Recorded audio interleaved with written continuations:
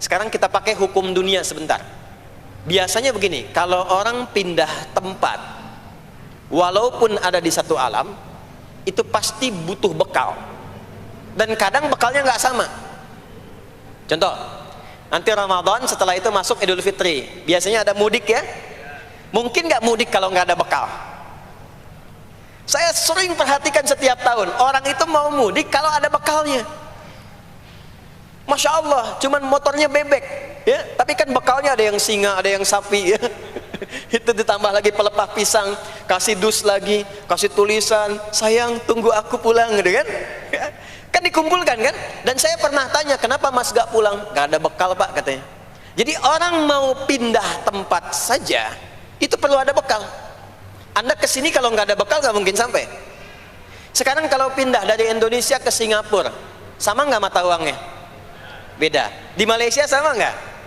Semakin jauh ke Saudi, ke Amerika, hukumnya mengatakan setiap pindah tempat pasti bekalnya beda. Jangan pernah kita mengharapkan atau membuat hukum sendiri ketika pindah tempat. Jadi sesama dunia saja tempatnya, bekalnya sudah beda. Sekarang Anda menginginkan pindah alam dari dunia ke kuburan, bekalnya pengen sama, mustahil. Makanya sejak kita meninggalkan dunia, semua paket dunia tanggal di atas, pindah ke bawah, selesai. Nih bajunya ini nggak akan ikut nih, ganti. Ya namanya kafan kan, dan di kafan itu sudah nggak ada kantongnya. Coba dicek tuh, ada kantongnya nggak kan kafan tuh? Nggak ada. Dan ini nggak akan dibawa nih, handphone yang bagus lagi dipakai ngerekam nih, nggak akan ikut. Ah saya mau dipakai aja, ntar kalau malaikat nanya man rabbuka, nih sudah pernah ikut kajian. Rombongan Ustaz Adi. Ya beda, ini beda alam. Maka yang ikut apanya? Yang ikut tuh hasanahnya, value-nya, nilai kebaikannya. Ini yang kita yakini, ini yang kita imani. Jadi mumpung masih ada kehidupan, perbanyak. Kalau dulu sadar banyak yang salah, sekarang sisanya ganti dengan yang soleh. Kalau sudah diperlihatkan, sekarang kan banyak yang viral di YouTube, dilihat, didengar oleh telinga kita, disimak oleh kita. Orang meninggal sedang sholat, orang meninggal setelah menjadi pemulung kebaikan, orang meninggal dalam keadaan baca Quran, diperlihatkan di mata kita. Kok bisa buka YouTube yang keluar di beranda itu? Itu kan hidayah. Jadi kalau sudah ditampakkan di depan mata, ya, didengar oleh kita, terlihat langsung, maka yang disadari salah yang dulu ganti dengan yang soleh sekarang. Kalau tidak kita lakukan, maka rugi kita saat pulang. Ini yang dimaksud surah ke-103, wal asr innal insana lafi khusr illa alladhina amanu wa amilus salihat, amal saleh. Nah ini nanti yang dibawa pulang ke sini, ya sini. Nah bagaimana melatih supaya semua kegiatan kita itu jadi soleh? Gimana latihannya? Karena nggak mudah untuk melakukan itu. Belum tentu bangun itu langsung soleh, itu belum tentu. Belum tentu kita makan itu mendapatkan sumber yang benar, dengan cara yang benar. Bagaimana melatihnya? Maka Allah berikan kepada kita waktu-waktu khusus untuk berlatih diri tersambung dengan Allah, yang dengan ketersambungan itu akan menjaga kita di semua keadaan, baik berdiri, jalan, duduk, kerja di kantor, tidur, rebahan. Sekarang banyak kaum rebahaners, ya, tiduran, itu dipastikan kalau tersambung dengan Allah, terkoneksi, semuanya soleh. Karena kalau ingat, ya saya duduk ingat Allah, kalau ingat di pekerjaan ingat Allah, mustahil kita bisa menuliskan sesuatu yang Allah tidak sukai. Tambahin nolnya, ya, bikin paraf, tanda tangan pada proyek yang tidak benar, mustahil. Karena ketika sedang tanda tangan ingat Allah, ya. Nah, dalam bahasa Arab, sesuatu yang tersambung dengan kuat sehingga selalu menempel dan sulit terpisahkan, itu bahasa Arabnya disebut dengan silah. Dari wasala yasilu silah. Ibadah yang melatih kita untuk terus tersambung sehingga ingat pada Allah di setiap keadaan, yang dengan ingat itu menjadikan otomatis amal perbuatan kita ingin dipastikan diridhoi dan disukai oleh Allah, sehingga berubah menjadi soleh. Ibadah yang melatih kita untuk mendapatkan itu disebut dengan sholat namanya. Sholat. Makanya sholat disebut sholat bukan hanya mengandung unsur doa, tapi latihan yang Allah berikan kepada kita untuk mengoneksikan diri kita sehingga dalam semua kegiatan kita ingat Allah. Itu yang dimaksud di Quran surah keempat An-Nisa di ayat ke-103. Ya. Fa idza qadaitumus salata, maka jika Anda telah tuntas mengerjakan salat, fadhkurullah. Ciri orang yang berhasil salatnya adalah dia mampu mengoneksikan dirinya dengan Allah. Makanya kalau sudah selesai salat, kita sudah ingat Allah. Nah, kalau belum ingat Allah, diminta coba ingat lagi. Selesai salat, jangan buru-buru meninggalkan tempat kita salat.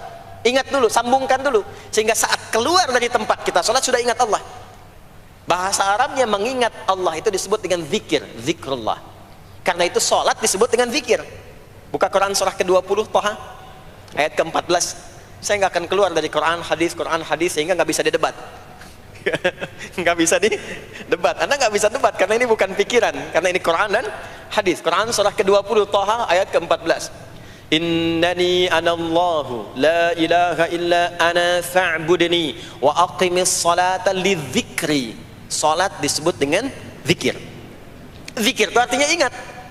Makanya tadi saya katakan di awal, salat itu melatih kita supaya ingat Allah. Karena itu ketika kita salam, assalamualaikum warahmatullahi wabarakatuh, assalamualaikum warahmatullahi wabarakatuh, belum ingat kita kepada Allah, maka diminta zikir pasca salat. Setelah salat ada zikir kan? Dan zikir pertamanya apa? Hadis Muslim, astaghfirullah, astaghfirullah, astaghfirullah. Itu yang paling singkat.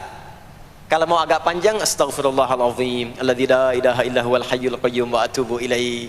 Kenapa istighfar?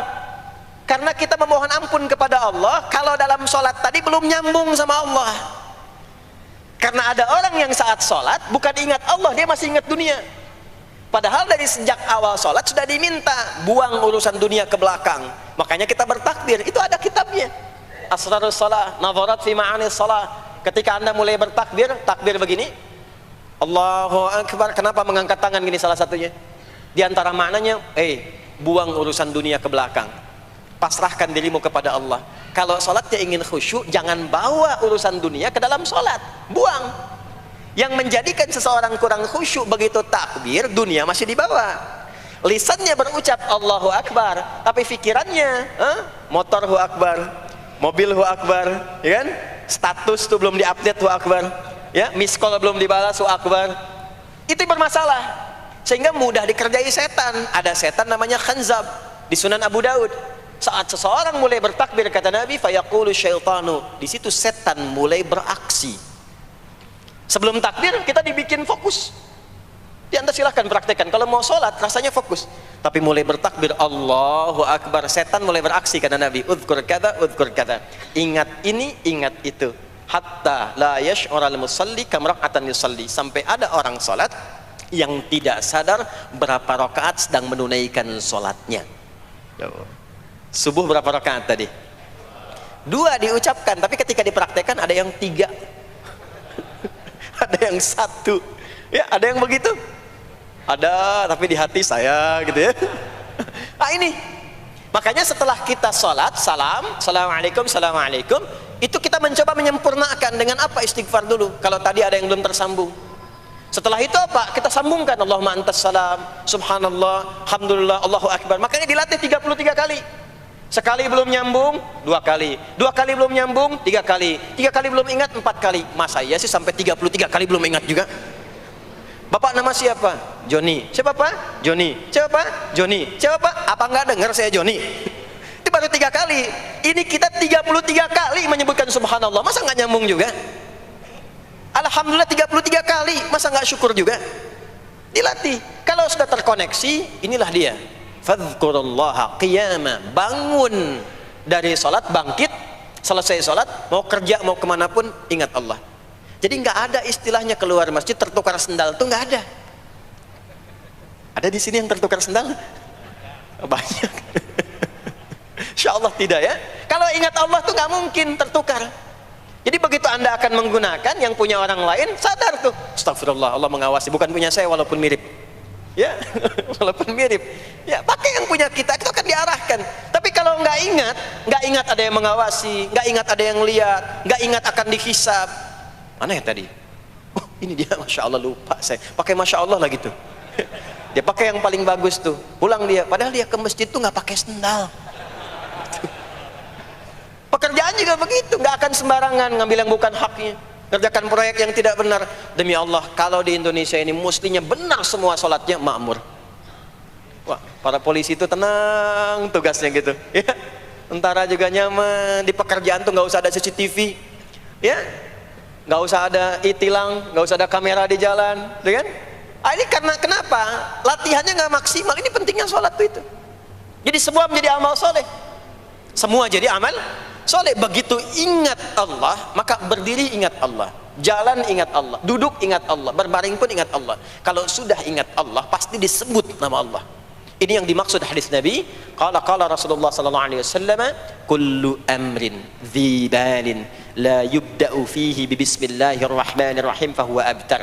Setiap perbuatan yang baik yang dibenarkan oleh hati setiap hamba, lalu diikutkan bismillahirrahmanirrahim. Enggak mungkin orang nyebut bismillahirrahmanirrahim kalau enggak ingat Allah. Minum, bismillahirrahmanirrahim. Makan, bismillahirrahmanirrahim. Bekerja, bismillahirrahmanirrahim. Itu ketika dikerjakan langsung jadi hasanah. 10 poin. Ada pahalanya. Dan jangan dianggap ringan ya. Ini kalimat ringan tapi menentukan saat pulang, saat meninggal nanti.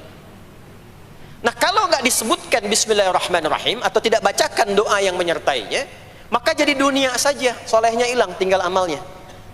Dibalasnya di dunia, akhiratnya nggak ada. Itu yang dimaksud Quran surah ke-25 Al-Furqan ayat 23. Wa qadimna ila ma 'amilu min 'amalin faj'alnahu haba'an manthura.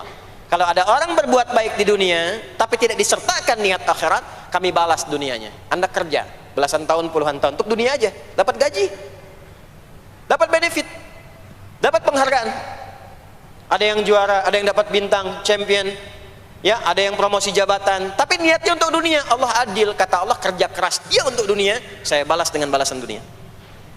Tapi kalau diniatkan akhirat, dunia dapat, akhiratnya pun dapat. Kan kerjanya sama, etosnya sama, di tempat yang sama. Kita niatkan akhirat, gak ada ruginya. Begitu meninggal, dapat. Beruntungnya dan bersyukurnya kita sebagai muslim, kita itu lengkap informasinya. Urusan kubur ada informasinya, akhirat ada informasinya. Silahkan komparasikan dengan informasi dan sumber manapun. Ditemukan nggak yang informasi detil seputar kubur, seputar hisab, seputar kiamat, seputar surga, seputar neraka? Cuma di Islam. Itu yang kita syukuri, supaya kita siap-siap. Bukan sekedar dibaca.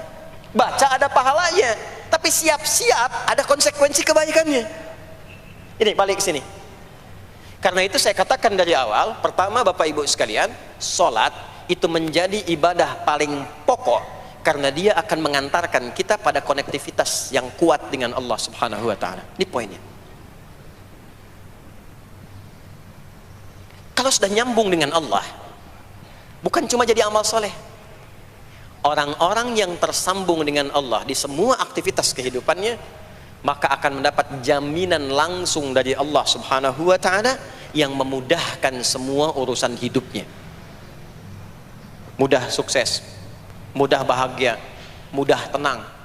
Semua kemudahan yang kita raih dalam konteks kebahagiaan, ketenangan, kesuksesan itu kalau digabungkan semua maknanya, berubah katanya menjadi falah. Apa namanya? Falah. Falah itu bahagia, sukses, nyaman. Kalau dibuka kamus English Arabic misalnya, falah itu bahasa Inggrisnya success and happiness.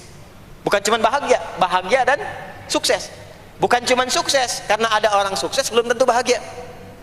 Saya sering tanya yang ini nih, dan biasanya para ibu yang juara menjawabnya itu. Ya, pilih mana? Kaya tapi gelisah, atau miskin tapi tenang? Miskin tapi tenang. Sukses tapi gelisah, ya, atau miskin tapi tenang? Sukses tapi tenang, ya. Sukses dan bahagia. Nah, sukses dan bahagia itu bahasa Arabnya falah. Ini poinnya, falah. Nah, sekarang coba kita dengar baik-baik. Cek telinganya masih ada nggak tuh? Cek telinga masih ada nggak?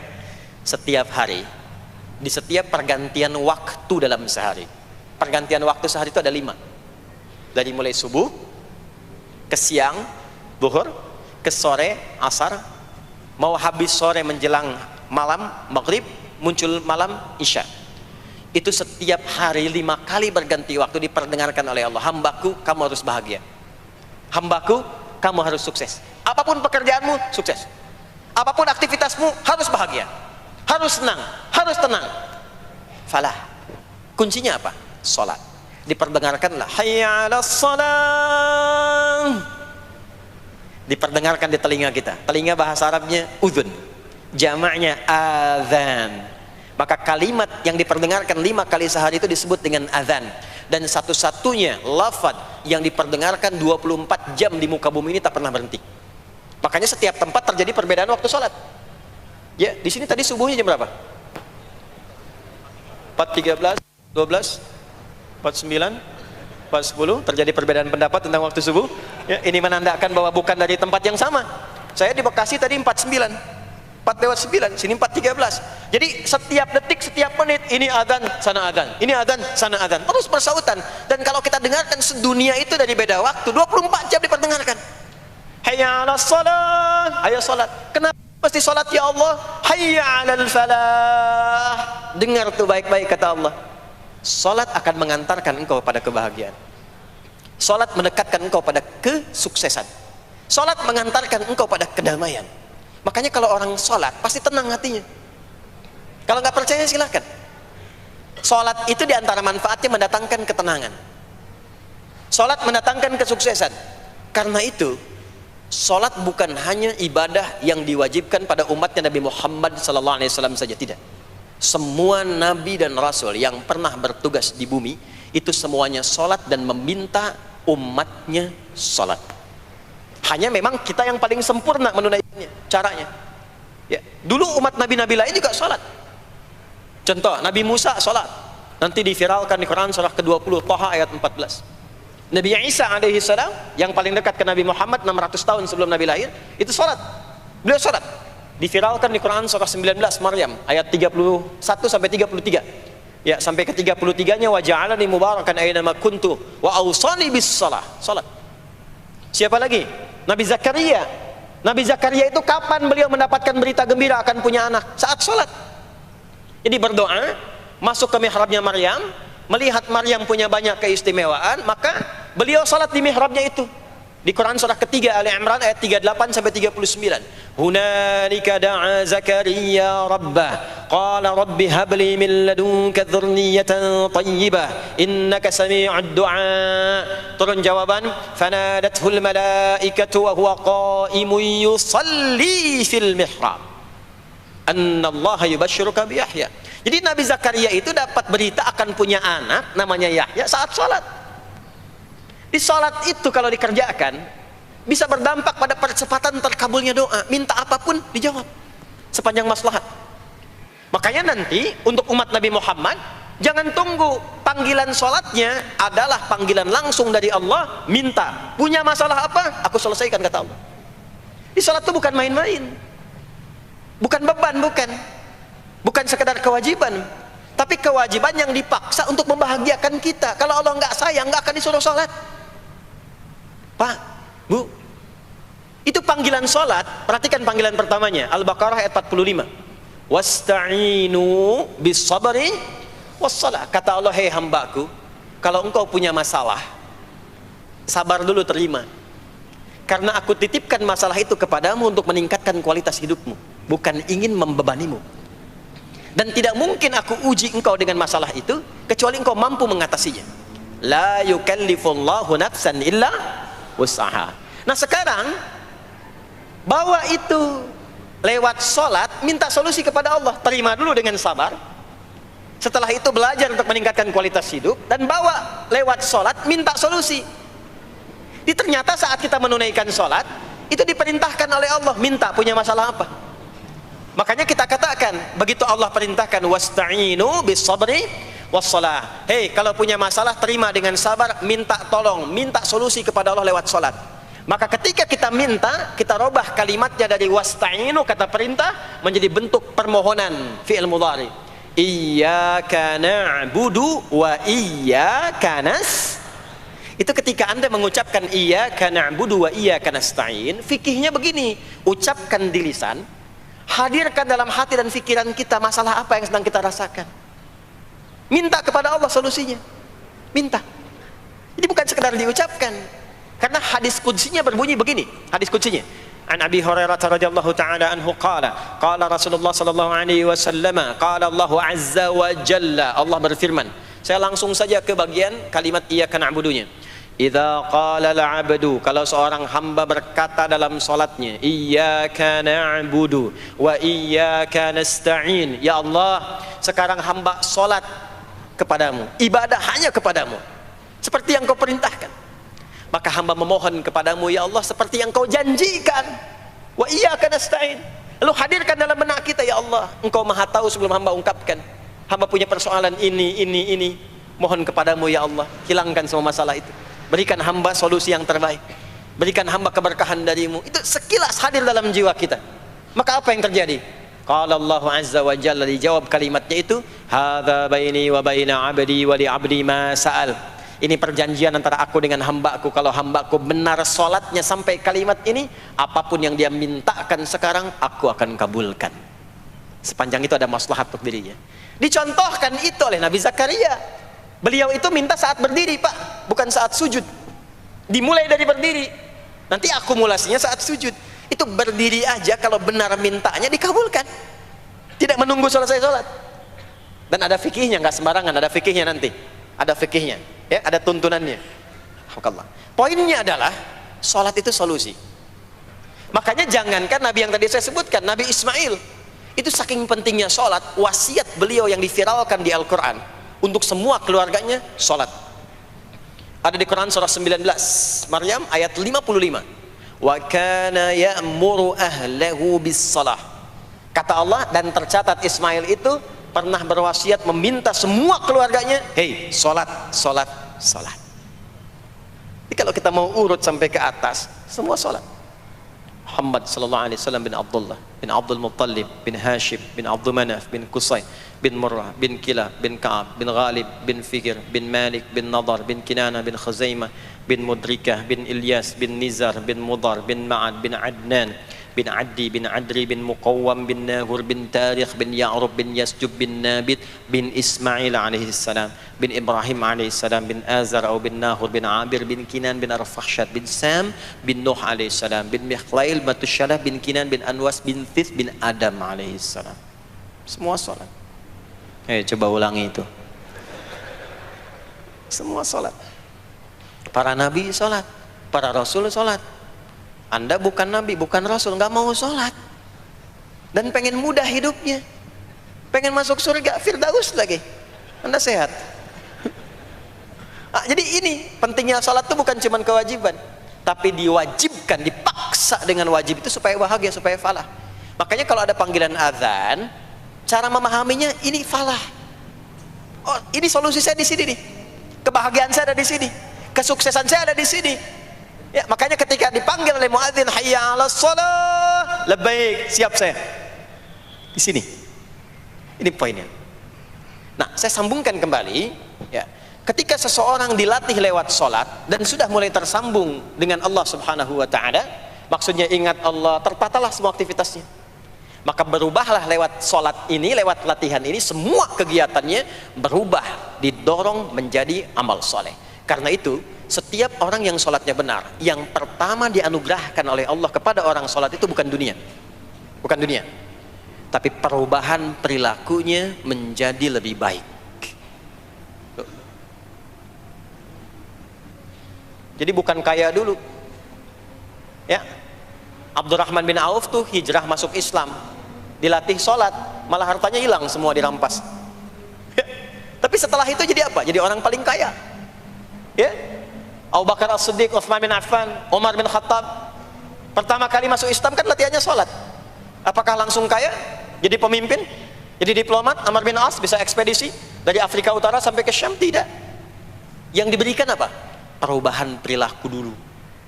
dihilangkan sifat-sifat buruknya, dijaga dengan kemuliaan. Jadi dua sumber yang menjadikan manusia itu buruk dalam nafsunya itu ada dua. Di nafsu itu nanti punya dorongan untuk mengarahkan kepada yang buruk, namanya fujur. Lawannya nanti takwa. Lawannya takwa. Di Quran surah Asy-Syams surah 91 ayat 7 sampai 10, wa nafsi wa ma sawaha fa alhamaha fujuraha wa taqwaha. Nah, fujur itu nanti yang membisikkan, mengarahkan kepada hal-hal yang negatif. Itu yang ditunggangi oleh setan. Setan memberikan was-was itu ke nafsu, ke fujurnya. Alladzi yuwaswisu fi sudur. Di dalam sudur ada qalbu, di dalam qalbu ada nafas, di dalam nafas ada fujur. Fujur itu yang digoda. Maka keluarlah kemudian dua hal. Yang pertama ada yang disebut dengan fahsya. Fahsya itu dorongan dari syahwat untuk berbuat yang menyimpang. Pornografi, porno aksi, LGBT, kata-kata jorok itu fahsya. Nanti temannya adalah mungkar. Mungkar itu keburukan yang diingkari, ditolak oleh hati, sumbernya nafsu perut dan akal. Mencuri itu mungkar, merampok itu mungkar, korupsi, membunuh, menipu itu mungkar. Jadi sumber keburukan itu cuma dua. Kalau bukan fahsya itu mungkar. Orang yang sholatnya benar, maka parameternya itu, ukuran pertama kali dia dapatkan adalah ditutupnya oleh Allah, dijaganya oleh Allah keadaan nafsunya, sehingga dia tidak dikontrol oleh perbuatan fahsya dan mungkarnya. Maka aktiflah sinyal takwanya. Takwa itu lawan nafsu. Makanya nanti kaitan takwa dengan nafsu sama-sama disebutkan. Nafsu 115 kali, takwa yang terkait fungsi nafsu 115 kali. Takwa digembosi, ya, awas, diwaswasi oleh setan, setan disebutkan 88 kali. Takwa disupport oleh malaikat, malaikat di Quran disebutkan 88 kali. Ini bukan ilmu tak-atik, hitung sendiri aja kalau mau. Itu menarik tuh. Karena sama, kalau Anda mendengar suara adzan kan ada bisikan kan? Cepat, sudah adzan, siap-siap. Itu malaikat tuh. Tapi begitu selesai adzan, la ilaha illallah, tenang, baru adzan, belum qomat. Itu setan. Terus dua-duanya tuh, ya, memberikan bisikan, yang satu mensupport dan seterusnya. Yang paling menarik adalah kalau sholat kita benar, maka sinyal takwa aktif. Makanya amalan takwa pertama itu sholat. Setelah beriman, amalan takwa pertama sholat. Al-Baqarah ayat 2 dan 3. Dzalikal kitabu la raiba fi hudal lil muttaqin. Siapa muttaqin, orang takwa di situ? Ayat 3-nya, alladzina yu'minuna bil ghaibi wa yuqimunas sholat. Jadi kalau sholatnya aktif, takwanya aktif, sinyalnya aktif, sinyal itu yang akan menutup fahsya dan mungkar. Maka turunlah Quran surah ke-29 ayat ke-45. Utslu ma uhiya ilaika minal kitabi wa aqimis shalah. Kita hafal tengahnya, innas salata tanha 'anil fahsya'i wal munkar. Maka kalau orang sholat tidak akan berbuat fahsya, tidak ada lagi yang melambai laki-laki. Allah, ini ada laki-laki yang laki-laki, perempuan-perempuan. Nggak ada lagi tontonan-tontonan pornografi, yang jorok-jorok, yang kotor-kotor.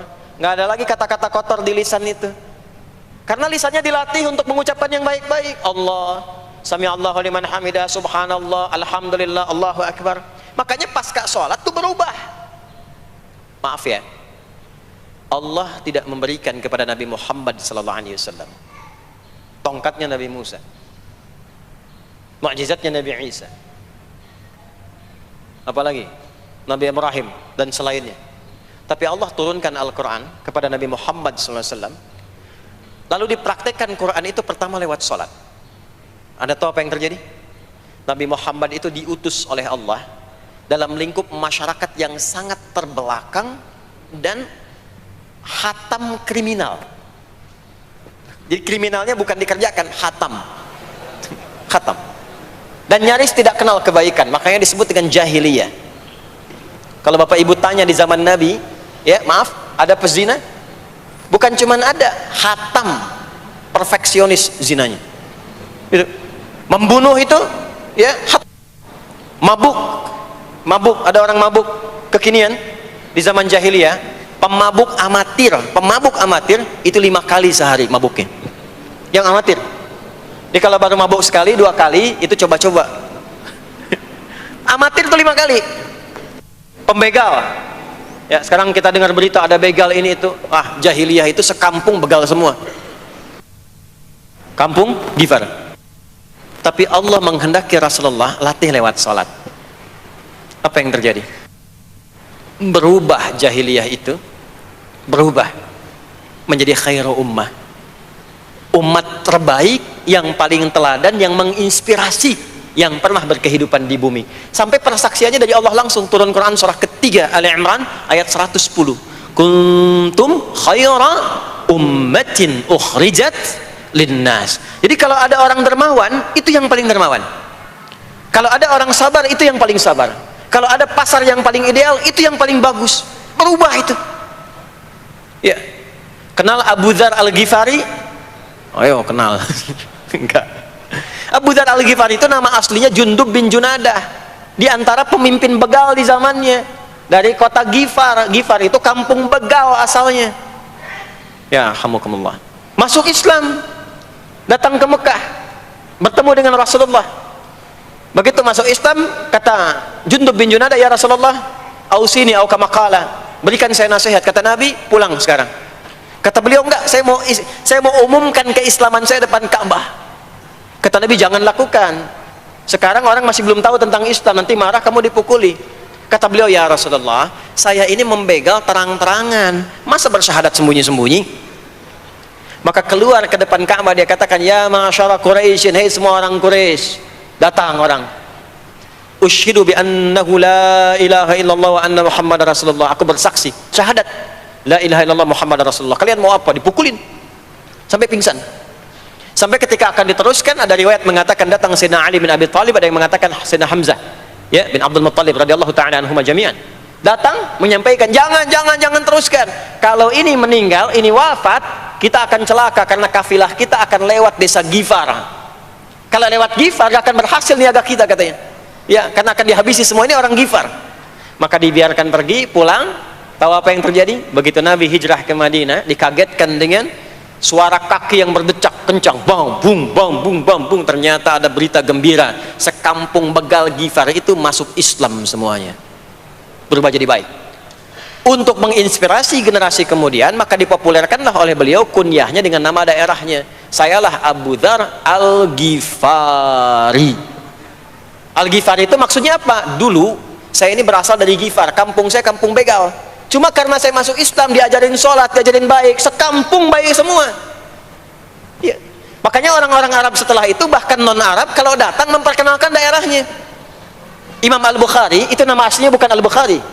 Nama aslinya Muhammad, punya bapak namanya Ismail, punya kakek namanya Ibrahim, kakek buyutnya Al-Bughirah, yang buyutnya Al-Bardizbah, tinggal di kecamatan Ju'fah, Kabupaten Bukhara, Provinsi Khorasan, sekarang negaranya Uzbekistan.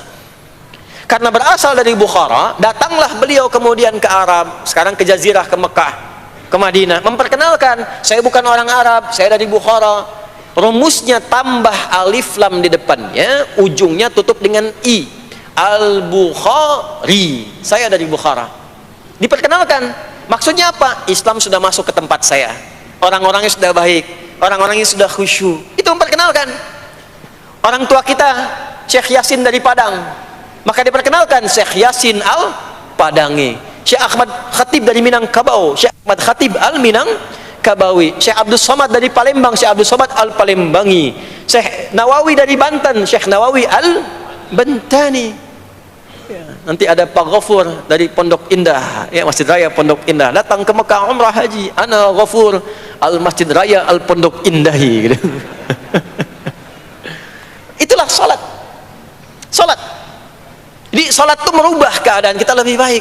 Itulah sebabnya kenapa 5 waktu, karena Allah inginkan di setiap waktu kita jadi orang baik, di setiap waktu kita bahagia, setiap waktu selesai persoalan. Datang masalah subuh, ya, antara subuh ke zuhur kan ada masalah tuh. Nggak mungkin ada orang dari subuh ke zuhur nggak punya masalah tuh, nggak mungkin. Tuh wajahnya udah kelihatan tuh. Ya, makanya kita datang, ya, menghadap kepada Allah, minta diselesaikan, minta diberikan taufik, sujud kita, diberikanlah solusi. Zuhur ke asar ada masalah, datang saat asar. Asar ke maghrib punya masalah, datang. Makanya semua ulama dulu seperti itu. Al-Bukhari itu menuliskan kitab sahihnya itu 16 tahun. Setiap satu hadis akan ditulis, salat dulu. Salat dulu. Begitu tenang, nyaman, baru tuliskan. 16 tahun. Itulah salat. Nah, dari sekian waktu yang 5 kali itu, ada waktu yang spesial. Waktu spesial inilah yang ingin saya bahas, yang tadi disampaikan dalam pengantar sambutan. Jadi ini inti yang mau saya katakan. Ini barusan muqaddimah tuh. Barusan muqaddimah. Baik. Kan kita salat berapa kali sehari? Kita hitung. 1, subuh. 2, zuhur. 3, keempat, yang kelima, isya. Berapa jumlah rakaatnya? 17. Baik ya. Itu nomor telepon untuk koneksinya. Koneksi kita dengan Allah nomornya catat ya, 24434. Ya, kalau ditanya berapa nomor koneksi dengan Allah? 24434. Subuh 2, zuhur 4, asar 4, maghrib 3, isya 4. 5 waktu kan? Baik. Di 5 waktu ini kita dijaga, diinginkan menjadi hamba yang baik, bahagia, nggak lekat dengan masalah, tuntas semua. Saking sayangnya Allah sama kita. Kalau nggak sayang nggak disuruh sholat. Itulah sebabnya ketika diperintahkan menunaikan waktu sholat, diberikanlah gambaran waktunya. Tapi yang jadi persoalan kita sekarang yang akan dibahas, di antara sekian waktu itu ada waktu-waktu yang spesial. Ada waktu-waktu yang spesial. Dari mulai subuh ke isya itu ada yang dispesialkan oleh Allah karena ada bonus berlipat di dalamnya. Waktu apakah itu? Mari kita bacakan dulu mulai dengan Quran surah kedua ayat 238. Paling kanan sebelah atas di mushaf standar. A'udzubillahi minasyaitonirrajim. Bismillahirrahmanirrahim. Mohon izin saya agak lambatkan sedikit ritmenya karena ini inti yang mau kita bahas. Tadi muqaddimah makanya saya percepat ya. Hafizu 'alas salawati was salatil wusta wa qumu lillahi qanitin. Hafidhu. Kalau Bapak Ibu lihat mushaf terjemah, diterjemahkannya dengan jagalah. Jagalah itu ihfadhu, hafidha yahfadh. Tapi kalau ada alif setelah hafidhu, itu berarti fi'il madhinya, past tense-nya, akar kata kerjanya hafadha, yuhafidhu. Alifnya mufa'alah, bermakna saling. Jadi mengartikannya begini, hafidhu 'alas salawati. Hei, hendaklah kalian saling menjaga waktu sholat. Kalau saling itu sendirian atau banyakan? Banyakan. Jadi kalau bapak di rumah ada 5 orang, bapak, ibu, dan 3 orang anak, maka jangan sholat sendirian, Pak. Ingatkan anaknya, ingatkan istrinya. Istri bangun duluan, ingatkan suaminya. Makanya waktu sholat itu, maaf, jangan cuma disandarkan pada azan yang kita dengar di masjid, harus hafal. Bahkan nanti gini, di Quran surah keempat ayat 103 itu, di ujung ayatnya, itu ada penanda ciri standar orang beriman. Maaf, kita tanya dulu nih, kita beriman tidak hari ini? Halo, beriman? Hati-hati ya, karena kata Nabi ada yang subuh beriman, sorenya sudah kufur tuh. Ya, yusbihu mu'mina wa yumsi kafira. Hati-hati ya. Yuk, apa ciri orang beriman tuh? Iman itu konfirmasinya bisa didapatkan satu melalui suara adzan. Adzan itu sama dengan penanda waktu sholat. Tahu dari mana iman itu bisa dicek dengan suara adzan? Quran surah ke-8 Al-Anfal di ayat yang kedua. Innamal mu'minuna alladzina idza dzukirallahu wajilat qulubuhum. Sungguh insan beriman itu ciri standarnya bisa dilihat. Kalau disebutkan nama Allah, ada konfirmasi iman dalam hatinya. Jadi iman itu letaknya di kolbu. Nanti konfirmasinya lewat suara adzan, dipanggil, disebutkan nama Allah. Makanya disebutkan nama Allah 5 kali dalam sehari untuk mengecek iman ada nggak dari subuh sampai isya. Ya, Allahu Akbar, Allahu Akbar. Ada getaran di hati kita, sudah adzan. Nah, itulah iman. Itulah iman. Makanya orang yang punya iman dengan yang belum punya iman akan beda getarannya. Ini hanya dimiliki oleh orang yang punya iman saja. Yang belum punya iman nggak bisa, nggak punya itu. Allahu Akbar, Allahu Akbar. Surah apaan nih? Toanya kencang banget, ya. Tapi kalau orang beriman, Allahu Akbar, Allahu Akbar, ya Allah sudah adzan. Itu konfirmasi itu. Nanti semakin tinggi imannya, bahkan ada yang orang sudah menunggu sebelum tiba waktunya. Tadi subuh jam 4:13 di sini. Ada yang nunggu dari jam 3. Padahal belum dipanggil. Ya. Masya Allah. Di Bekasi 4:09. Allahu Akbar, Allahu Akbar. Azan. Ingat dia. Nah, itu ciri beriman. Cuman imannya standar. Jadi bukan iman yang kuat. Standar. Kuat belum, lemah tidak. Allahu Akbar, Allahu Akbar. Jam 4:09, jam 3 sudah bangun. Nunggu itu iman yang kuat. Masya Allah. Ada yang baru subuh dan nunggu isya. Tunggu. Kuat. Ada yang sudah qomat, sudah la ilaha illallah, belum kepanggil, dipanggil 4:09, dia baru bangun jam 9:04.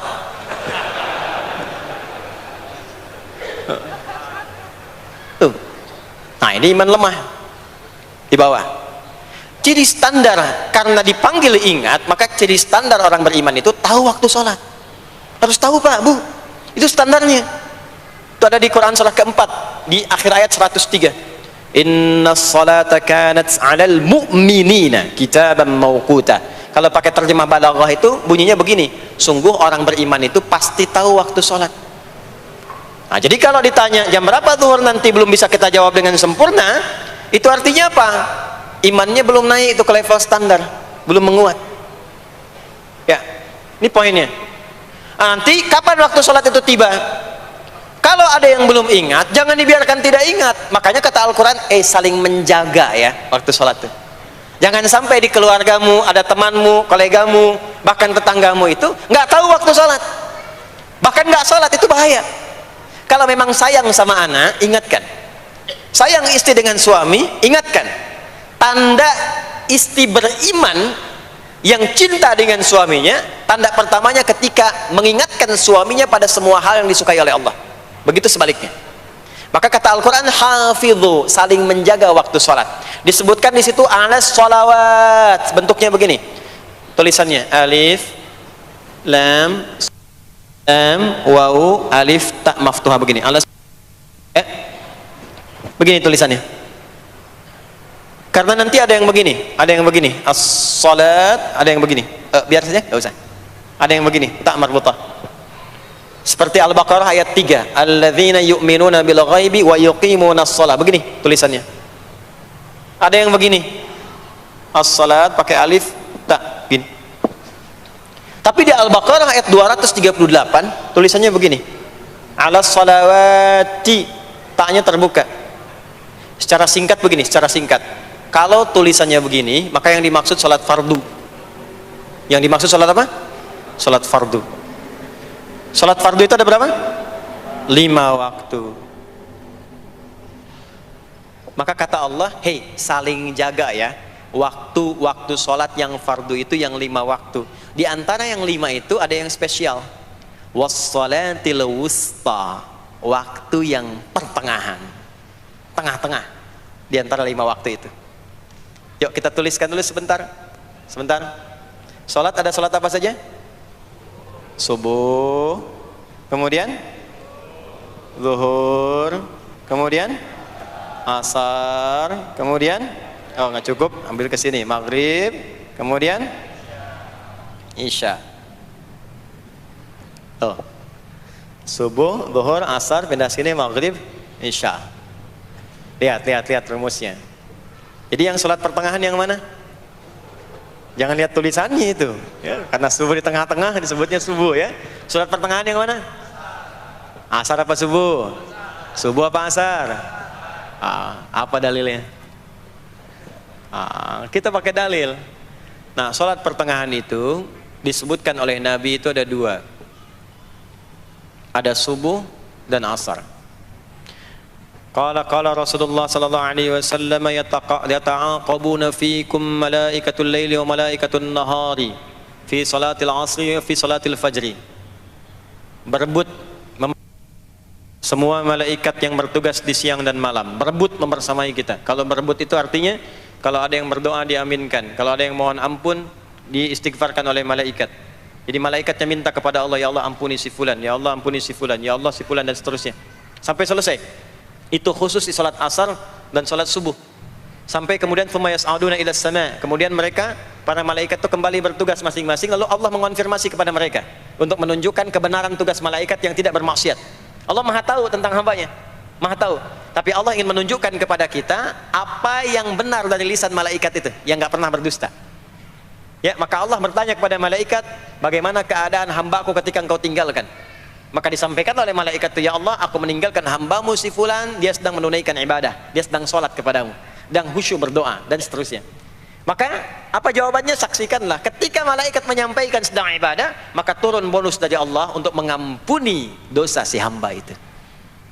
Itulah manfaatnya waktu pertengahan. Waktunya disebutkan di hadis ini asar dan subuh. Antara asar dan subuh itu masih ada yang unggul, ada yang istimewa lagi.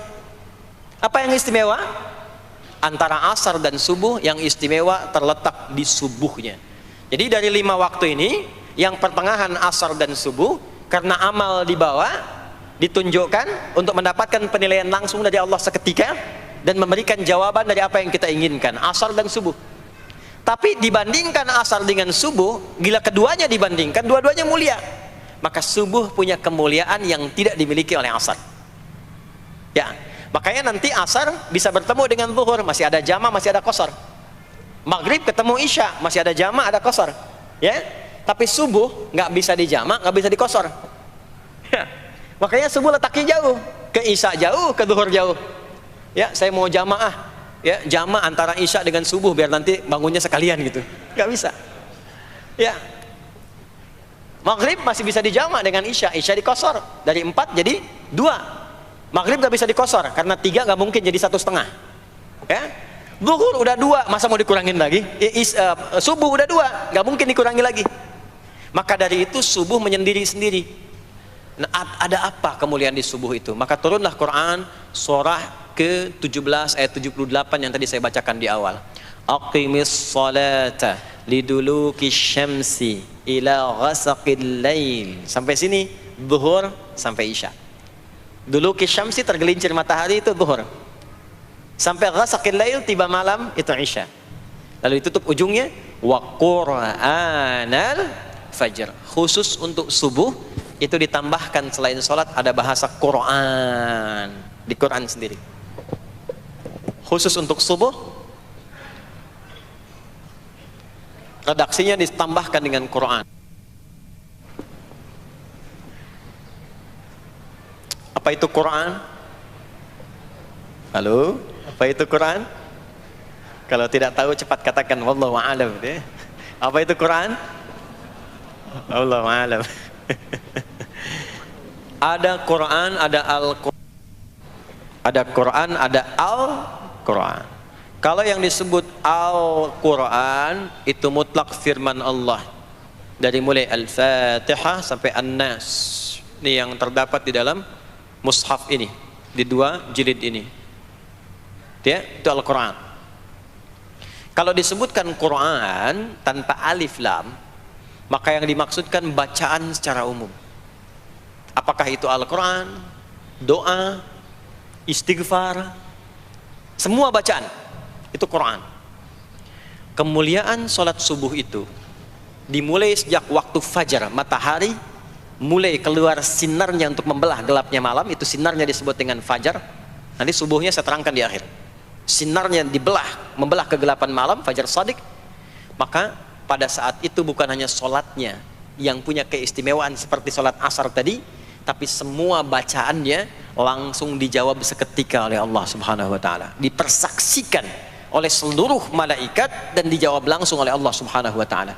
Jadi kalau Anda berdoa, maaf, doanya lebih cepat terkabul kalau dipanjatkan dengan cara yang benar dan khusyuk. Kalau Anda istighfar, langsung dijawab. Kalau kita baca Quran, pahala langsung dituliskan berlipat. Itulah kemuliaan waktu fajar.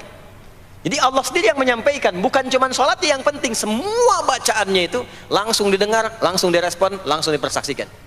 Karena itu ada anjuran bahkan dari Al-Quran, dan ini dikerjakan oleh semua sahabat, saking pentingnya sholat subuh itu, waktu fajar itu, bahkan mereka bangun dan menunggu sebelum tiba fajar. Maka disitulah muncul kemudian tahajud. Maka muncullah kemudian istighfar sebelum waktu subuh. Ya, ada amalan, ini saya mau kasih rahasia ya. Tapi tolong jaga, ini antara kita saja di sini. Ya, rahasia. Ada waktu sebelum subuh. Cuman 15 sampai 20 menit kurang lebih. Ingat ya, kalau dikonversi sekitar 15 sampai 20 menit waktunya. Namanya waktu sahar. Sahar, jamaknya ashar. Jamak itu karena setiap hari oleh Allah dikasih itu. Sahar, jamaknya ashar. Rahasianya di mana?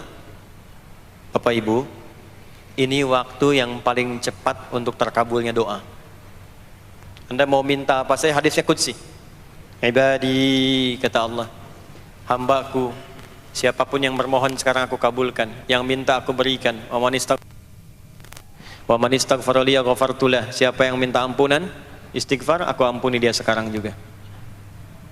Baik, Bapak Ibu, begini saya tanya nih, kalau ditawarkan minta apa saja diberi, ya, terus minta ampun juga diampuni, pilih mana?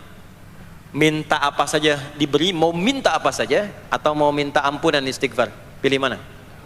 Jujur aja, kalau ada proyek nilainya 100 miliar, ya, ada utang 1 miliar belum ditutup, terus belum minta apa saja diberikan, pilih mana? Minta 100 miliar potensi dikabulkan, atau minta diampuni dosa, pilih mana? Pilih salah satu, nggak usah dua-duanya. Oh, ada tawaran dikasih 100 miliar atau diampuni dosa, pilih mana? Ampuni dosa. Pelan banget ya. Kata ibu kalau bisa dua-duanya gitu. Coba, kalau ada rumus begini, Anda disuruh memilih apakah dunia dan seisinya atau memilih ampunan Allah, maka pilih ampunan Allah. Karena nanti ada rahasia yang kedua. Banyak rahasia ini. Ada rahasia istighfar. Istighfar itu kalau sudah menyatu dengan jiwa kita, sudah terbiasa, maksudnya biasa istighfar, dan jadi karakter, jadi kebiasaan. Bukan hanya pasca sholat, di mobil istighfar, di kantor masuk istighfar, sudah kebawa, udah refleks itu. Faidah keutamaan untuk orang yang rajin istighfar itu ada dua. Satu, diampuni dosanya oleh Allah, yang cirinya nanti akan dijaga dari maksiat. Ya, bukan maksum, karena maksum itu untuk para nabi, untuk para nabi dan rasul. Manusia nggak ada yang maksum selain nabi dan rasul. Maksudnya apa? Diberikan petunjuk oleh Allah untuk menjaga diri, sehingga ketika dosanya diampuni, dia nggak berbuat dosa itu lagi. Mata biasa melihat yang tidak baik, tobat, diampuni dosa mata itu, cirinya adalah mata nggak senang lihat yang nggak baik lagi. Itu dosa mata diampuni, ciri tobat diterima. Maka istighfar itu menggugurkan dosa-dosa dan menjaga kita dari perbuatan salah. Yang kedua, orang yang sudah terbiasa beristighfar, itu doa cepat dikabulkan, bahkan sebelum ia memintanya dan memohonkannya. Jadi sebelum melafazkannya, itu bisa terjadi Allah sudah mengabulkannya. Itulah kemuliaan istighfar. Nah, orang-orang yang istighfar menunggu waktu datangnya fajar, itu mendapatkan kemuliaan langsung dari Allah, sampai dikatakan di Al-Quran, disebutkan sebagai orang-orang yang akan menghuni taman surga yang sekarang sedang beraktivitas di dunia. Itu ada di Quran surah ke-51 ayat 15 sampai 18. Yang istighfarnya di ayat 18. Ya, jaminan surganya ayat 15, 16, 17-nya tentang tahajud. Innal muttaqina fi jannatin wa 'uyun akhidhina ma atahum rabbuhum innahum kanu qabla dhalika muhsinin. 17-nya kanu qalilan minal laili ma yahja'un. Bahkan nunggu waktu sahar, nunggu subuh, tahajud dulu. Kemudian 18-nya, wabil ashari hum yastaghfirun. Istighfar. Istighfar, istighfar, istighfar. Sampailah tiba dia waktu fajar subuh. Ya. Itu selesai dia istighfar, dapat kesempatan subuh, sholat dulu 2 rakaat. Itu saking tingginya waktu itu, nilainya kata Nabi melebihi dunia dan seisinya. Melebihi dunia dan seisinya. Masya Allah. Makanya muncul kemudian sabda Nabi, raka'atul fajri khairum minad dunya wa ma fiha. 2 rakaat subuh ini daripada dunia dan seisinya. Itu asalnya di sini. Jadi memang subuh itu mesti diperjuangkan. Dan subuh itu generatornya, kalau subuh sudah bisa konsisten, yang lainnya ikut. Subuh itu kalau sudah konsisten, subuh ke masjid jamaah subuh jamaah, bangun tahajud, istiqamah, istighfar. Itu kalau subuhnya sudah bagus, yang lainnya ikut. Ya. Makanya ada kaum yang sekarang sangat khawatir jumlah orang Islam kalau sholat subuh itu seperti sholat Jumat, sangat takut itu. Ya, ada ini viral kisahnya, viral. Saya nggak ceritakan pun Anda bisa dengar. Ya, jadi ada golongan orang Yahudi yang selalu mengamati jamaah sholat subuh umat Islam, dan dia melihat, ya, ketika mulai ramai, dia mulai katakan, kenapa Anda selalu mengamati itu? Ya, sebab kami lihat kalau jumlah jamaah subuhnya sudah seperti sholat Jumat, itulah kemakmuran, kebangkitan dan kebaikan umat Islam akan tumbuh kembali. Jadi akan berpengaruh kepada yang lainnya.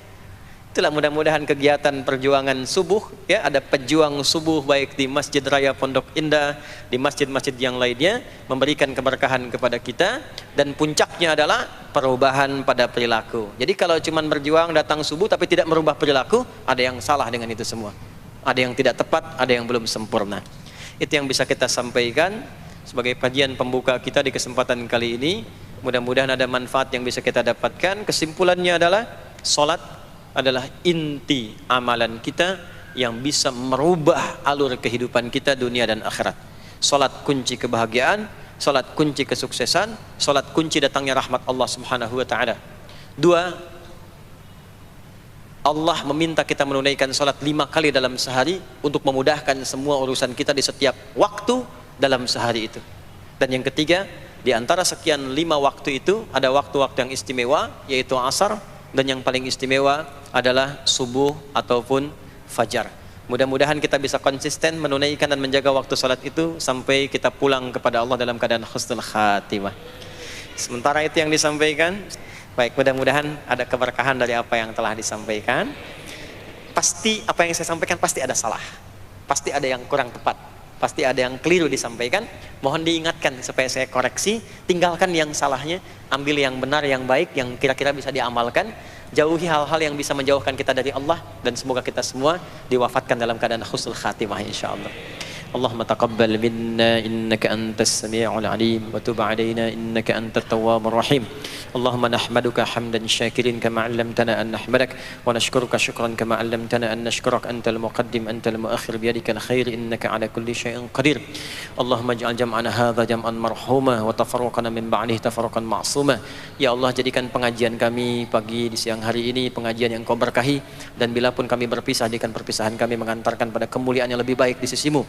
Rabbana la tada' lana fi maqamina hadza dhanban illa ghafartah. Ya Allah, jika ada pendosa hadir di majlis ini, jangan biarkan ia pulang kecuali Engkau telah ampuni segala dosa-dosanya. Wala hamman illa farajtah. Jika ada yang tengah merasakan kegelisahan, jangan biarkan ia pulang kecuali Engkau telah tenangkan keadaan hatinya. Wala asiran illa yassartah. Jika ada yang tengah mengalami kesulitan dalam kehidupannya, di rumah tangganya atau pekerjaannya, maka mohon dengan keikhlasannya angkat dan hilangkan semua kesulitannya. Rabbana atina fid dunya hasanah wa fil akhirati hasanah wa qina adzabannar. Wa sallallahu ala sayyidina Muhammad wa ala alihi wa sahbihi ajma'in. Wa akhiru da'wana subhanakallahumma wa bihamdika nashhadu an la ilaha illa anta nastaghfiruka wa natubu ilaik. Walhamdulillahi rabbil alamin. Mohon izin, mohon sekali berikan saya akses untuk mudah keluar. Saya mencintai Anda semua, barangkali tanpa harus bersalaman pun saya mendoakan Anda semuanya, karena memang ada waktu yang harus saya kejar. Terima kasih, saya mencintai Anda semua. Assalamualaikum warahmatullahi wabarakatuh.